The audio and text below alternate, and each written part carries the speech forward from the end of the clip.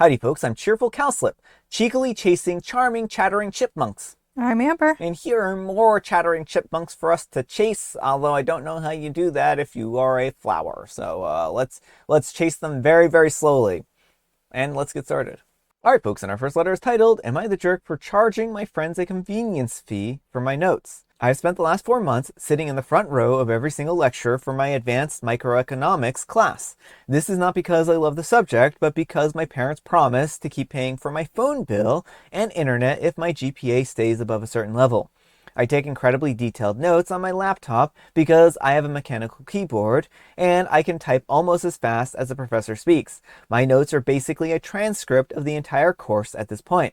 Well, a few weeks ago, my core group of friends, guys that I usually play Dota with until 3 a.m., realized that the final exam was coming up and they had absolutely nothing prepared. They spent most of the semester sleeping through the class, or quote-unquote studying, by watching Twitch streams. When they asked me just to dump the entire folder into our Discord group for free, I felt a weird resistance. It's not that I'm a jerk, but I put in about 60 hours of actual seat time while they were leveling up their battle passes. I told them that I would share the files, but only if they paid a convenience fee of $20 each. They immediately lost their minds. They called me a corporate shill and said that friends do not charge friends for help. My argument was simple. They were not paying for the information because that is available in the textbook. They were paying for the convenience of not having to read 500 pages of dry academic text in 3 days before the exam. My notes are organized, highlighted, and they even include the specific jokes that the professor made that usually end up as bonus questions. One of the guys said that I was being a buttface because I know that he is currently broke after buying a new GPU. I told him that he could pay me in skins or just go to the library and do the work himself. Since then, the group chat has been dead silent and they have been excluding me from the nightly lobby. I am starting to wonder if I overplayed my hand, but then I look at my notes and remember the back pain from those uncomfortable lecture hall seats. I value my time and my labor, and I do not see why they should get a free ride on my effort just because we share a digital hobby. I end up selling the notes to about 10 other people in the class who I do not even know, and now I have enough for a new monitor. My friends still think that I'm being the villain for not looking out for the boys, but I think that they are just mad that they cannot exploit my work ethic anymore. I am still going to pass with an A, while they are probably going to have to be retaking it this next semester. I guess the convenience fee was too high for their ego, but just right for my bank account. All right, folks, what do you think? No, not the jerk. I mean, it's one thing if like someone is out sick for a day, you can give them the notes, but this is an entire semester's work of notes that you poured into. Like, I think it's perfectly reasonable to ask people to pay you a little something for that. Yeah, well, also, like, if they had been sick, too sick to go to class or something like that, and, like, had some kind of thing where they really needed OP to help, then I think maybe OP might have been a little bit more harsh in that particular case. But even schools will pay note takers for taking notes for people who are unable to for one reason or another. They don't honestly pay you. They ask you to volunteer. Oh, I thought most note takers got paid. Oh, no, no. I have been a note pay taker for 2 classes, and they just ask people in the class to volunteer. No. Schools are too cheap. Well, there you have it. Some classes are too cheap. But I also think that the fact of the matter is that OP put a lot of time and effort into this, and they deserve to be compensated for it. And other people saw the value in the notes, and it's a shame that the friends are, so invested in not paying for OP's notes that they're going to pay like another, grand for retaking the class just because they have too much of an ego. Like, and then they're going to have to pay attention next year when they take the class again. So I don't know what they think they're accomplishing here by, not paying OP. Well, honestly, I mean, even with OP's notes, they're probably not passing. But yeah, they're shooting themselves in the foot for sure. Yeah. But let me know what you folks think. So anyhow, take care and good luck. Alright folks, and our next letter is titled, Am I a Jerk for Causing a Scene Over Internet? I'm a 33-year-old female and I have two sons, ages 15 and 12. Their father passed away when my youngest was 4. Roughly 3 months ago, my partner of 3 years moved in, 34-year-old male. No kids. It's important to note that I own and pay and operate my own business, and I make plenty enough to support myself and my children with a lot left over in savings and luxury. Despite this, John insisted that I let him help. Okay, fine. I gave him access to the internet. He has paid exactly one bill this past month. Here lies the problem. He paid that one internet bill, $68, and all of a sudden, me and my children's internet wasn't working past 10 p.m. I thought that something was wrong with my internet and constantly called my provider to fix the issue. I mean, all the TVs, our phones, our PCs, our gaming consoles, etc. None of it would connect to the internet past 10 p.m. John knew this was a problem because he's heard me on the phone with the provider trying to figure out what was going on. He has heard my kids talk about it. Well, last night, me and my 15-year-old were online trying to get through his exam. And, like clockwork, the internet shuts off at 10 p.m. I am absolutely livid at this point because it's been happening for like 2 weeks with zero answers. Then John comes out of the shower and goes, all right, bedtime. He holds himself to a strict bedtime because he gets up at 4 a.m. I told him that I wasn't going to go to sleep and that I was going to call the internet provider and give them a piece of my mind. That's when he tells me that he paused the internet. I asked what he meant, and he said that apparently you can turn off the internet on certain devices, and since he manages the internet now, he has it on a schedule to shut off at 10 so that everyone can have a healthier sleeping habit. Maybe I overreacted, but I told him that he had until Friday to be out, mainly because he saw me flipping out about the internet for 2 weeks. Meanwhile, he was the culprit the entire time, and strikes me as a power play / controlling, and I'm not playing those kinds of games. He is telling everyone that will listen that I caused a scene over internet. To me, it's much deeper than that. Am I the jerk? All right, folks, what do you think? No, absolutely not the jerk. And this is not over the internet. This is over him manipulating and controlling you. And so I would clarify to everyone he talks to, be like, he was shutting off the internet without telling anyone what was going on so that we didn't know what was happening and couldn't finish our assignments. Yeah, well, and this is also something that you run by OP, right? Well, that's it. Like, if he really wanted everyone to have a healthier, quote unquote, healthier bedtime, it would be one thing to ask, are we okay with doing this as a family policy? Yeah. But you can't just make unilateral decisions, and you especially can't make it so it's uninformed and like just force everyone to fall into line. Yeah, well, not to mention like the kid doing the test, right? Like he knew that the kid was doing a test and he refused to even like pause it this one time. So I don't think that OP is in the wrong here. Like this is a huge red flag on his part, right?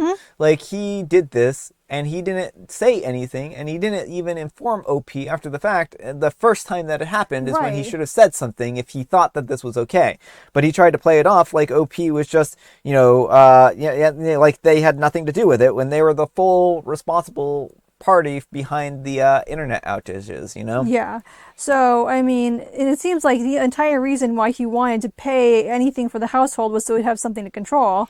Well, that is on the unfortunate thing is it does kind of come across that way where basically he wanted something to control and so he, wanted some kind of domain over in the house and the internet just happened to be the domain that he got control of. So I think it's for your best interest and your family's best interest, OP, that you're getting rid of him now. You do not need to be dealing with this nonsense. Yeah, well, and also like if he was in charge or in control of something bigger, like what would that do to OP, like this is a pretty big thing. Like people need internet, more now than basically ever before. Right. Well, and he's treating not only the kids, but his partner like someone he has like who can't control her own schedule. He's in charge of her schedule. Well, yeah, and that's a big issue here, a big issue. Like it's bad enough with the kids, but it's even worse when his adult partner is treating like a child. Exactly. But let me know what you folks think. So anyhow, take care and good luck. Alright folks, and our next letter is titled, Am I a Jerk for Secretly Buying Extra Food for my niece because her brothers eat everything first? My brother's family has been staying with me and my wife for around 6 months, while they save after moving from one state to another. It's been okay, and we get along pretty well. They have 3 kids, 2 boys and 1 girl. The boys are both athletes, track and baseball, and they eat a ton. They're teenagers and they're constantly hungry. Whenever food is made, they usually go back for multiple servings and they demolish snacks really quickly. Something I started noticing, though, was that their daughter, who I believe is 14, would regularly complain that there was barely anything left for her by the time she got to it. I also noticed that my brother and his wife usually gave the boys noticeably bigger portions during meals. I figured that it was just maybe because the boys are bigger and more active. But I eventually asked my brother about it because it seemed kind of excessive. And he told me that the boys need the calories because they're athletes and they're still growing, while his daughter doesn't really do sports and sits around most of the day. He also said that he doesn't want her getting overweight, and she isn't physically active much outside of normal school activities. I found what my brother said to be very strange, maybe even emotionally damaging to their daughter with the way they handle food. So after that happened, I started buying some extra snacks and drinks and keeping them in the main part of the house. The family mostly stays in the guest area of the house, and it has its own kitchen.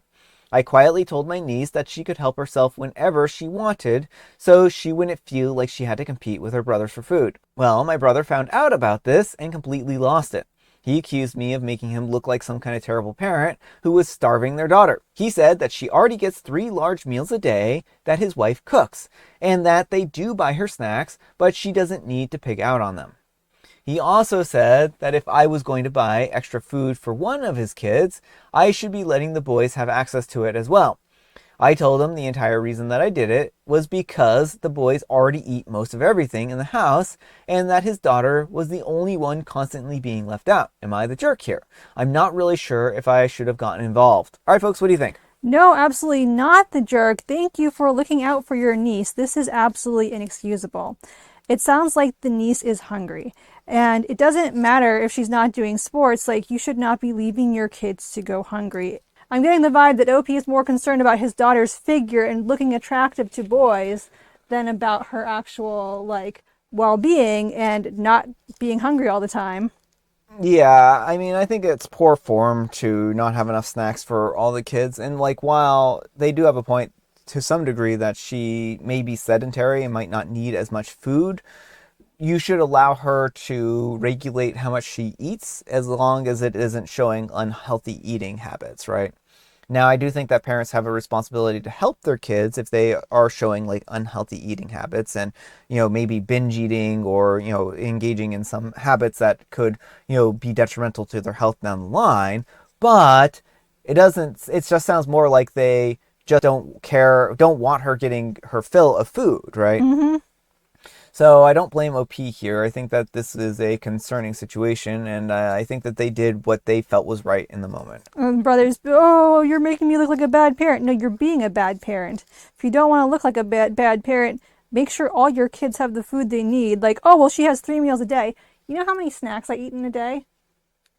All the snacks? I have 3 snacks in a day, on top of 3 meals.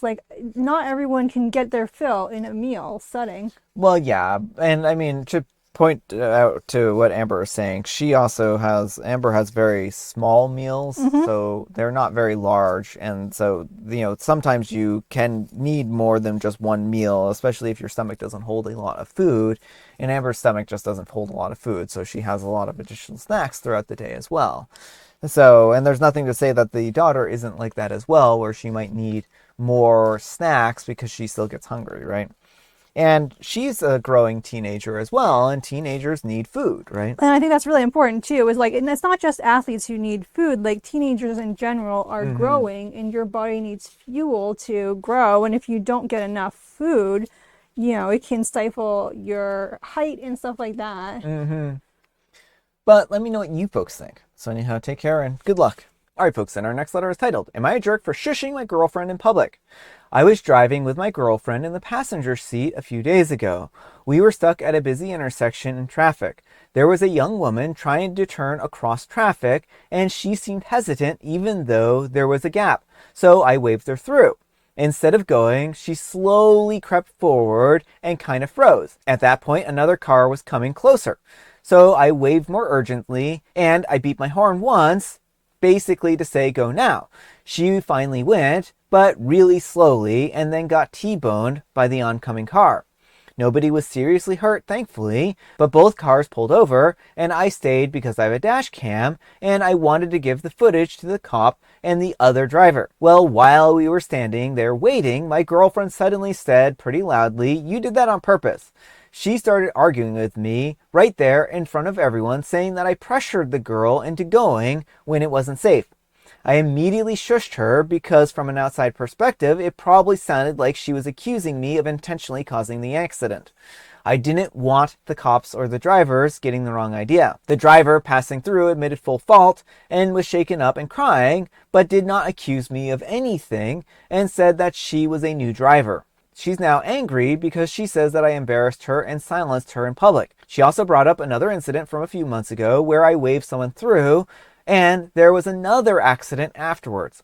She claims that I keep doing this to young women specifically, and it's messed up.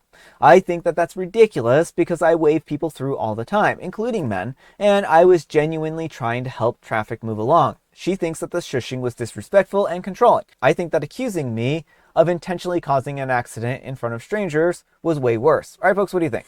Yes, OP, you're a major jerk. Stop waving people through. If it is causing, it's caused not one, but 2 accidents. You see a nervous driver, you see a situation getting dangerous, and you start aggressively waving her through. It does feel like you're at a minimum very, very careless. Yeah, I mean, there's actually more information here. I'm not going to get into it too much because I think that it can be summed up in this. OP runs a dash cam YouTube channel where they basically post accidents and stuff like that. Oh, no. And so OP He's creating the accidents. Oh, my goodness. I hadn't... Well, I mean, he claims that he isn't creating the accidents on purpose, right? Of course. But, I mean, when you make money off of accidents, then it's kind of hard. And you've had 2 accidents within such a short period of time that you've caused. I either think that that OP is extremely careless and needs to mind their own business and let people drive their own way, or they're doing this to farm content, right? I mean, I'm getting the content farming vibes now, and he might be targeting young women specifically because it gets him more views. Yeah.